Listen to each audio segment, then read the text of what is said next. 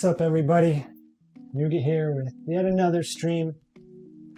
It is 10,000 degrees in my studio. It is so hot. I'm going to be sweating and drinking a lot of water for the next 2.5 hours, but that's okay. Where we left off last week was here, which right now is in an okay condition. Right now it kind of just looks like her hair is wet.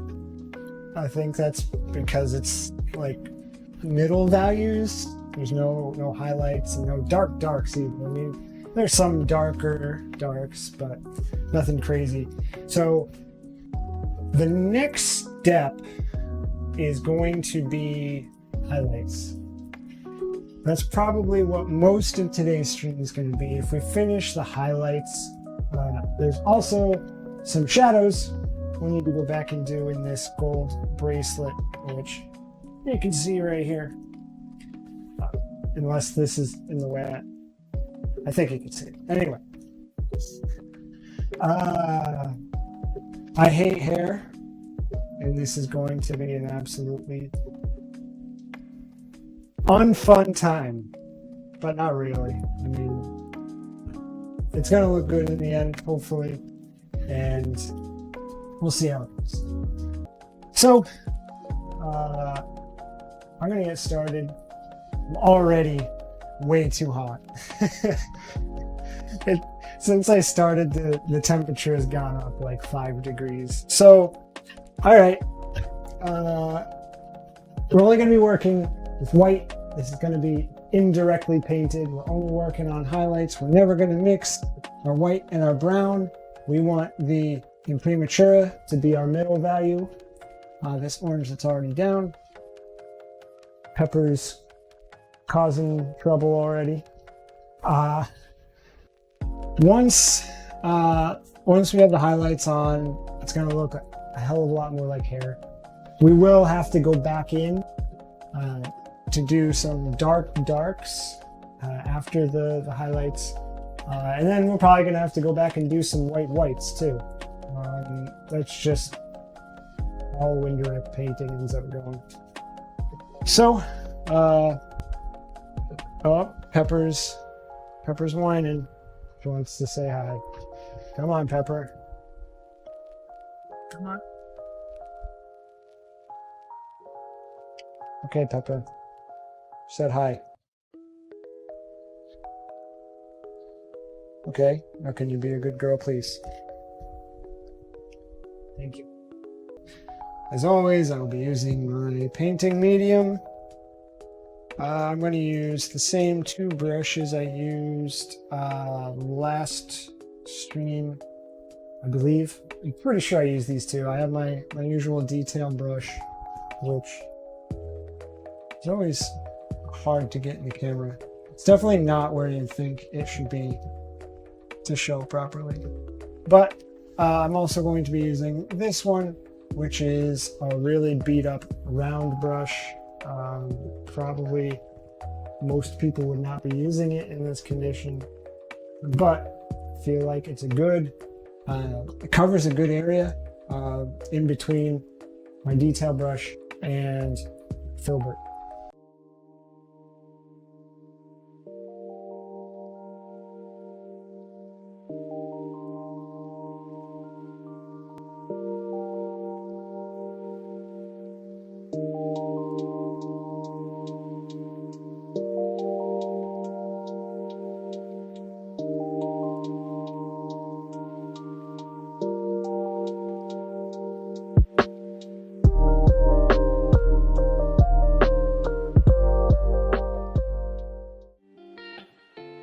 Learning digital. I rarely do traditional on stream because I need a second camera.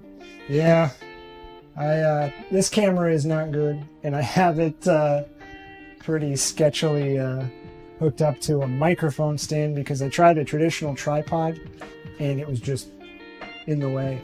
I actually kind of want a third camera for my palette, Not that my palette is ever very interesting, but I just feel like I'm always down here doing stuff and might as well. I enjoy working with charcoal and graphite. Cool. Yeah, I love charcoal. I used to work a lot in graphite, but once I got like comfortable with charcoal, I used to hate charcoal. Once I got comfortable with it, I never looked back at graphite.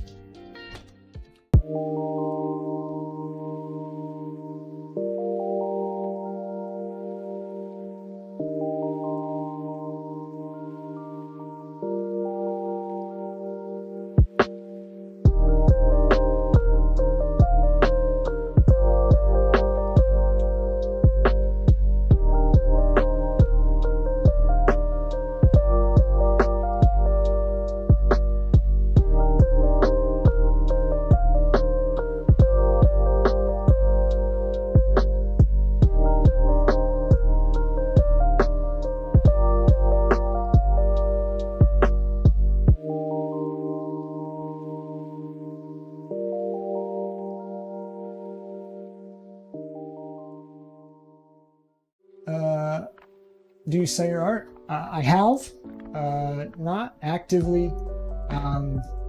What happens, which is entirely my own fault, but I work so slow and methodically. It's not really, my paintings aren't exactly like made to sell, just because they're like, if I even wanted to charge like $2 an hour, you know, it would probably be more than what people are willing to pay. So I do have plans of making some prints of my more recent stuff eventually down the line. I have sold some paintings. I have some murals in the city that I'm in, but I'm certainly not like living off of my painting, that's for sure. Other artists often say the same. I mean, for a painting this size, how much would you say you would charge for it? If I were to charge, like, it's tough because there's like the price that I would sell it directly for, and then there's the price that you know, I would sell it at like a gallery. And I'd be more likely to sell it at a gallery, but a gallery is going to instantly take 50%. So if I don't double the price, which then makes an even more absurd price for the person who wants the painting, if I don't do that, then I'm selling it for half of what I would normally get for it. So for this size, I would probably sell this painting when it's done for somewhere around $2,000. But if it's in a gallery, it's going to double, and no one's going to pay for that. I mean, just getting $2,000 for this, at least at this point in my career, is pretty impossible.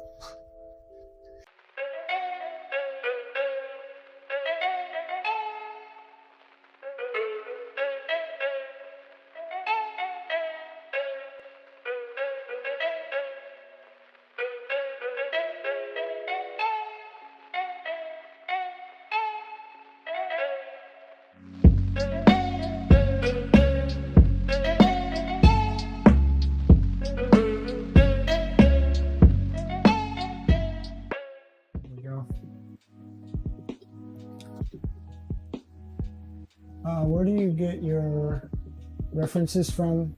The piece that you're working on is amazing. So what I do is I'm not much of a photographer, and for me, like, setting up a scene and taking reference photos is not enjoyable.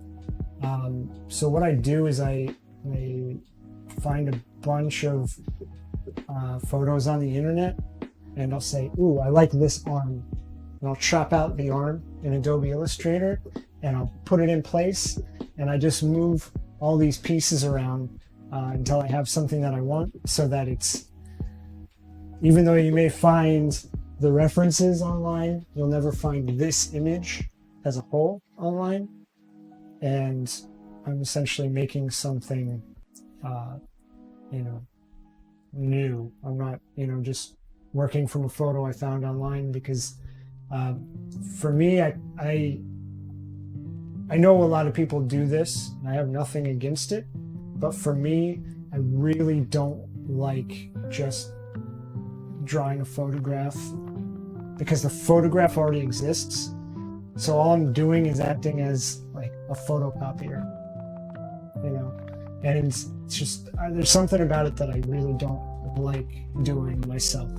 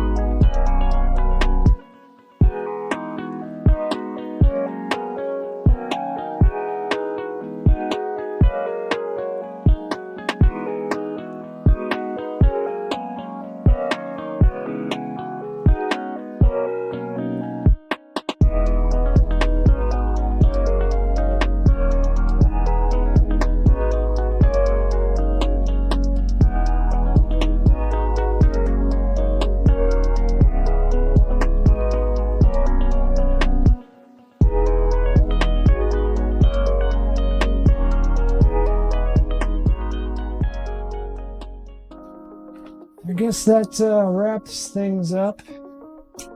Thanks again for hanging out. If